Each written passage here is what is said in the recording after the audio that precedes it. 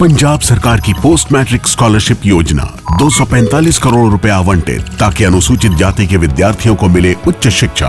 अगर मुझे ये स्कॉलरशिप ना मिलती तो शायद मैं अपनी पढ़ाई जारी न रख पाती। 2,31,000 विद्यार्थी पंजीकृत, 92 करोड़ की रकम दी जा चुकी।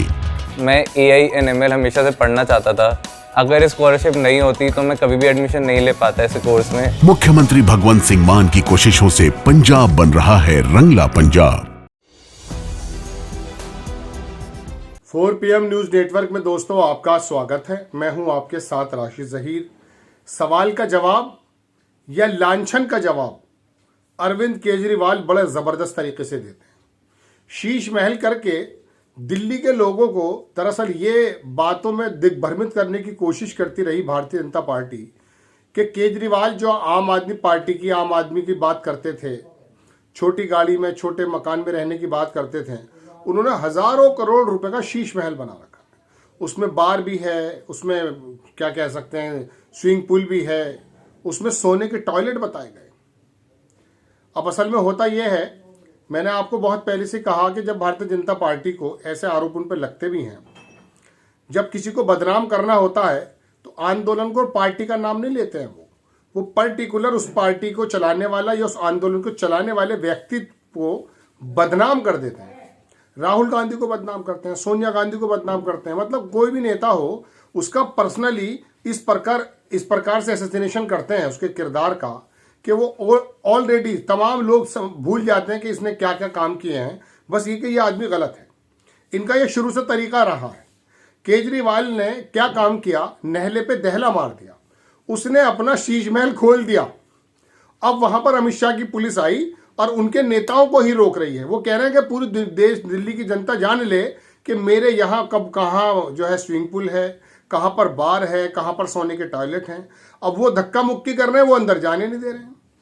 अब उसके आगे उन्होंने ये कहा कि आप प्रधानमंत्री जी 2700 करोड़ रुपए का जो राजमहल आपने बनवाया है, जरा उसके भी दर्शन करा दो। आपके 10-10 लाख रुपए के जो सूट हैं वो क्या है। दोस्तों बात यह है कि चुनाव चल रहा है दिल्ली का, दिल्ली की सरकार का, और यहां पर जो सरकारी आवास है केजरीवाल का, वो नहीं मुख्यमंत्री कोई दूसरा रहेगा। अपना घर तो केजरीवाल का वो है नहीं, वो तो मुख्यमंत्री आवास है ना। अब वो मुख्यमंत्री 50 बरस तक रहेंगे इस बात की भी गारंटी केजरीवाल के पास नहीं है। लेकिन उनको बदनाम करने का जो भारतीय जनता पार्टी वाले तरीका लेकर आते हैं, उसका जवाब इस प्रकार से दिया। आपकी स्क्रीन पर लगाता हूं फोटो कि ये धक्का मुक्की कर रहे हैं आम आदमी पार्टी के नेता और पुलिस वाले इनको नहीं जाने दे रहे अंदर। वजह क्या है? वजह यह है कि वो अंदर का तमाम चित्रण करना चाहते हैं लोगों के साथ। अब प्रधानमंत्री जी अपना राजमहल खोलेंगे केजरीवाल का ये पूछना है, आम आदमी पार्टी का ये पूछना है। लेकिन एक बात तो बताइए, हम और आप कौन हैं? हम इन लोगों की यही लड़ाई देखते रहेंगे। उन्होंने शीश महल बता दिया, उसने 27 करोड़ का राजमहल बता दिया, उसने अंदर घुसने की कोशिश की, उसने रोक लिया। अरे बेवकूफ समझे हो भाई, क्या है हम लोग? लेकिन हम तो वाकई बेवकूफ हैं, क्योंकि तुम्हारी ये जो लड़ाइयां हैं, तुम्हारी जो ये जो नक्शेबाजियां हैं, इसी के बीच दर्शक और वोटर घिरा रहता है। दोस्तों बात यह है, आप दिल्ली के चुनाव की बात करें, आप ये बताएं कि केजरीवाल ने फला नीति को अपनाते हुए यहां पर गड़बड़ी की है। उसने बिजली, मोहल्ला क्लिनिक, बसों के अंदर फ्री किराया, वाईफाई और स्वास्थ्य की सेवाएं और 200 लीटर पानी और तमाम चीजें जो उसने दी हैं, उसके बारे में आप निकालिए ना। आपके पास वहां तो कोई सबूत बनता नहीं है। केजरीवाल ने 20 अपना हजारों करोड़ रुपए का जो है अपना राजमहल वो बनवा लिया, शीश महल। शीश महल का इतना जिक्र किया है भारतीय जनता पार्टी की गोदी मीडिया ने, ट्रोल आर्मी ने, कि लगना ये लगा कि ये भी अंबानी का भाई है केजरीवाल।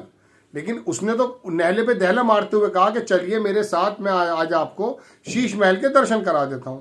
कभी वो यूं कहते हैं कि साहब इसके अंदर संजय सिंह, आतिशी या केजरीवाल के अलावा कोई जा ही नहीं सकता। अब वो पूरे के पूरे कार्यकर्ता आम जनों को लेकर के जब चले हैं तो उन्हें अंदर क्यों नहीं जाने दिया जा रहा है साहब? पुलिस तो आपकी है, बैरिकेटिंग लगा दिया। संजय सिंह ने कहा बैरिकेटिंग क्यों लगाई जब लोग देखना चाहते हैं? लेकिन देखिए तो सही कि दिल्ली की लड़ाई शीश महल और राजमहल के बीच में अटक गई है। अरे ये बताओ भाई मेरे कि दिल्ली के अंदर जो पॉल्यूशन की समस्या होती है उसको निमटने के लिए केजरीवाल सरकार या केंद्र सरकार क्या कर रही है? दिल्ली के अंदर जो गुर्बत बढ़ती जा रही है, बाकी तमाम देशों से तो पर कैपिटा इनकम थोड़ा बेहतर है, लेकिन पूछो तो सही बजट क्यों नहीं बढ़ रहा? बजट मिलता तो खर्च क्यों नहीं हो पा रहा है? आम जन की जो सुविधाएं हैं वो पूरी क्यों नहीं हो पा रही हैं। केजरीवाल को एक चपरासी का ट्रांसफर करने का भी अधिकार आपने छीन लिया है, सारे काम आपके वो एलजी करते हैं। ये तमाम चीजें हालांकि देखने की बात यह है कि केजरीवाल ने इन सारे बंधनों के बीच में रह करके सरकार को चलाकर दिखाया, किसी भी प्रकार से उसने आम जन के लोगों को ये बातें जो उसके साथ जो योजनाएं थी उनको पहुंचाया है। कोरोना के अंदर 2 नेता ऐसे थे दोस्तों, उद्धव ठाकरे महाराष्ट्र में, उसने टीटी करके चलाया था, टेस्टिंग, ट्रीटमेंट, ट्रेसिंग ऐसे करके। WHO ने उसकी जो है तारीफ की। केजरीवाल के हालात ये हैं दोस्तों, मैं खुद पर्सनली वहां पर लोगों को जानता हूं कि वहां इलाज की बात यह है कि आप बहुत सारे अस्पतालों में अगर चले गए, आपका एक इकन्नी खर्च नहीं होगी। आपकी टेस्टिंग और वो जो बड़े बड़े डॉक्टर जो 2-2, 3-3 हज़ार रुपये फीस लिया करते हैं वो फ्री में अवेलेबल हैं। तमाम टेस्ट फ्री में अवेलेबल हैं, तमाम दवाइयाँ फ्री में अवेलेबल हैं। यानी कि आपका वो इतना शानदार ध्यान रखते हैं, कमाल। ऐसी स्वास्थ्य सेवाएं अगर हमारे उत्तर प्रदेश और बाकी तमाम देशों में भी हो जाएं, प्रदेशों में हो जाएं, तो ज़बरदस्त काम हो। लेकिन बहरहाल अरविंद केजरीवाल ने शिक्षा के क्षेत्र में, देखिए स्कूलों के बारे में कहते हैं कि जी नहीं बनाए, हो सकता ना बनाए हो, लेकिन स्कूलों का जो इंफ्रास्ट्रक्चर है जिसको आपने जेल में डाल दिया था, उसने क्लासेस बनाई, उसने अंदर उसके इंतजाम किए और शानदार शिक्षा। मैं कई लोगों को जानता हूँ जो बड़े सेटिस्फाइड हैं, जो अंग्रेजी स्कूलों को देख करके बड़ी आहें भरा करते थे, अब उनके बच्चे वहाँ पढ़ते हैं, उससे कम शिक्षा उनको नहीं मिल रही है, शानदार सुविधाओं के साथ। बहुत सारी चीज़ों में हम उनकी तारीफ कर सकते हैं। लेकिन दोस्तों बात यह है कि केजरीवाल ने अगर घोटाले किए हैं, सरकार सही नहीं चलाई है, उसके मैनिफेस्टोज में, उसकी योजनाओं में कमियां हैं, आप निकाल करके जनता के सामने रखें। पढ़े लिखे लोग तो आपके यहाँ पर भी हैं, आम आदमी पार्टी में थोड़े ना है पढ़े लिखे लोग, लेकिन आप तो आसाराम बापू को निकाल कर ला रहे हो कि उसका वर्चस्व है। दिल्ली के अंदर बहुत सारे अंधभक्त हैं, वो आकर के अपील कर देगा और हम वोट जीत जाएंगे। अरे क्या क्या करेंगे आप? विधूड़ी जैसा नेता वहां पर अपशब्द निकाल रहा है, निहायत घटिया लैंग्वेज का इस्तेमाल कर रहा है। आपकी हिम्मत नहीं हो पा रही उसे हटाने की, जबकि हटा देना चाहिए था। लोकसभा में चलिए, एक मुसलमान को कह रहा था, हालांकि डूब मरने की बात तो यही है कि लोकसभा में वो आतंकवादी और एक ऐसा अल्फाज इस्तेमाल किया जो मैं बता नहीं सकता आपको। उस आदमी को आपने प्रमोशन दे करके राजस्थान में एक ऐसी जगह का प्रभारी बनाया जहां उसकी बिरादरी के लोग ज्यादा थे, सचिन पायलट के सामने।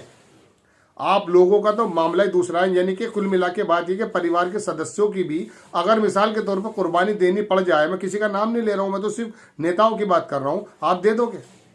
बहरहाल दोस्तों, बड़ी खबर कि अपना शीश महल के दरवाजे खोल दिए केजरीवाल ने। अब भारतीय जनता पार्टी के नेता भागे फिर रहे हैं। अब मोदी जी का खोलेंगे या नहीं? अरे राजमहल जिनके बारे में केजरीवाल कह रहे हैं 2700 करोड़ रुपया आपने लगा दिया है, और ये दोनों ही कोरोना काल में बन रहे थे।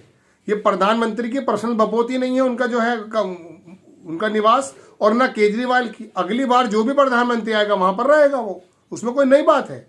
हाँ, इतना कहा जा सकता है कि जब देश के अंदर खाने रोटी नहीं है, आप लोग इतने हजारों करोड़ रुपए अपने आवास में लगा रहे हो, ये बात सवाल किया जा सकता है। लेकिन खाली आप 10-10 लाख का सूट आप पहनते हैं, हवाई जहाज एक शानदार, आपके तो नखरे ही निराले हैं साहब, आपकी तो पोजीशन ही दूसरी है।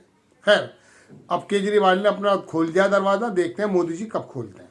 आपको खबर कैसी लगी अपनी राय कमेंट्स बॉक्स में जरूर दीजिए। चैनल को सब्सक्राइब कीजिए, शेयर कीजिए। नेक्स्ट टाइम मैं किसी खबर के साथ हाजिर होता हूँ। जय हिंद।